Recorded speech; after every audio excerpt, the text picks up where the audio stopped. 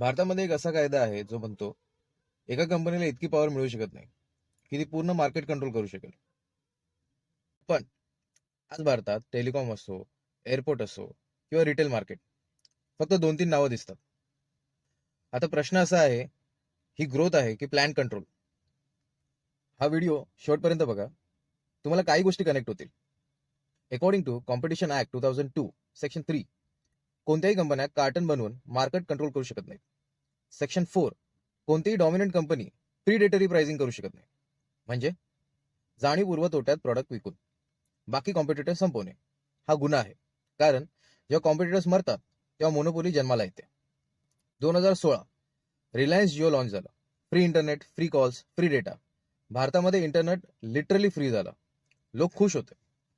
पण एका रिपोर्टनुसार टेलिकॉम कंपन्यांनी सीसीआयकडे कंप्लेंट केली की हे प्राइसिंग सस्टेनेबल नाही, हे प्रिडेटरी प्राइसिंग असू शकतं. कारण छोट्या कंपन्या सर्व्हाइव्ह करू शकत नव्हत्या. रिझल्ट काय झाला? आज वोडाफोन स्ट्रगल करत आहे. आयडिया मर्ज झालं. बाकी कंपनीज ऑलमोस्ट संपल्या. मार्केट कोणाकडे आहे? तुम्हाला आन्सर माहित आहे. आता दुसरं एक्झाम्पल, एअरपोर्ट्स. 2019 भारत सरकारने 6 मोठे एअरपोर्ट्स प्रायव्हेटाईज केले. अहमदाबाद, लखनौ, मँगलोर, जयपूर, गुवाहाटी, तिरुवनंतपुरम. हे सगळे एअरपोर्ट्स एका कंपनीने जिंकले, अडानी ग्रुप. आश्चर्य म्हणजे अडानीला एअरपोर्ट ऑपरेट करण्याचा एक्सपिरियन्सच नव्हता, तरीही त्यांना कॉन्ट्रॅक्ट मिळाले.